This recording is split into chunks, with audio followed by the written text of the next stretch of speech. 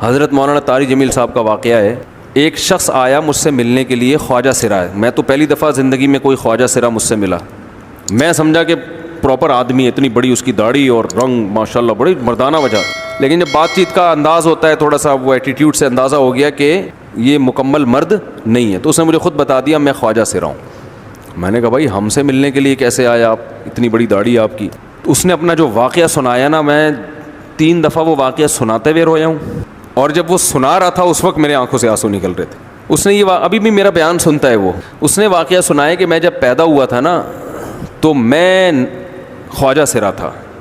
گھر میں ایسا بچہ پیدا ہو جائے والدین کی طرف سے عزت نہیں ملتی. جب 10-12 سال کا ہوا تو نہ بھائی مجھے عزت دے رہا ہے اور نہ میرا والد مجھے عزت دے رہا ہے. میں بھائی کے ساتھ کہتا ہوں مجھے باہر لے کے جاؤ تو وہ کہتے ہیں لوگ میرا مذاق اڑائیں گے تمہیں دیکھ کے. ظاہر ہے اس کی حرکتیں تھوڑی زنانہ لڑکیوں والی حرکتیں ہوتی ہیں, اور والد بھی کہیں محفلوں میں نہیں لے کے جا رہے, مذاق اڑایا جاتا ہے. کہنے ایک دفعہ میں کہیں گزر رہا تھا تو یہ جو ہوتے ہیں نا خواجہ سراؤں کی پوری ایک جماعت تھی, انہوں نے مجھے پہچان لیا, دیکھا اتنا اچھا. اس وقت نہ اس کی داڑھی اور یعنی اس میں خواتین والی ہی علامتیں تھیں زیادہ. تو انہوں نے مجھے کہہ رہے ہیں اتنی عزت دی, کھانا کھلایا اور اپنے گرو کے پاس لے کر گئے, اور گرو نے کہا کہ تم ہمارے ایجنٹ بن جاؤ, ہم تمہیں پھر ڈانس ماس کروائیں گے, آدھے تمہارے آدھے ہمارے, جو بھی اس کا سیٹ. کہہ رہے مجھے پہلی دفعہ کہیں عزت ملی. تو لیکن میرے ابا کو پتہ چل گیا تو ابا نے لا کے طبیعت سے کوٹ دیا, ٹھیک ہے نا, کہ دوبارہ ان میں نہیں بیٹھنا.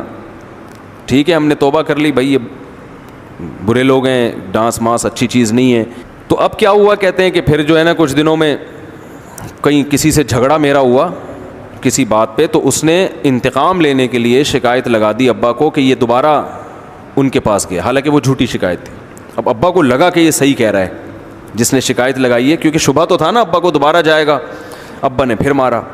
تو کہہ رہے ہیں میں بول رہا ہوں کہ میں نے یہ کام نہیں کیا, میں نہیں جا رہا ان کے پاس, میں نہ ناچ گانا سیکھ رہا ہوں, کچھ بھی نہیں. لیکن ابا نے اس کی باتوں میں آ کے انکوائری نہیں کی ہوگی پوری, وہ سمجھے ہوں گے کہ بھئی ایسا ہی ہے. تو ابا نے پھر کٹائی لگائی. تو اس کے دل میں منفی جذبات پیدا ہو گئے اور یہ گھر سے بھاگ گیا کہ بھئی مجھے ویسے تو عزت نہ یہاں مل رہی ہے اور میں ذلت برداشت بھی کر رہا ہوں, تو بھی کہہ رہے میں وہاں چلا گیا. تو جب میں وہاں گیا ہوں نا خواجہ سراؤں کے ہاں, تو وہی گرو اور ڈانس, اور پھر اس نے مشہور کچھ ایکٹروں کے نام بتائے جن کے ساتھ ہم ڈانس کرتے تھے, اور پیسے آنا شروع ہو گئے, آدھے گرو کی جیب میں آدھے ہماری, اور ہٹو بچوں. لیکن ظاہر ہے یہ کوئی عزت دار راستہ تو نہیں ہے نا.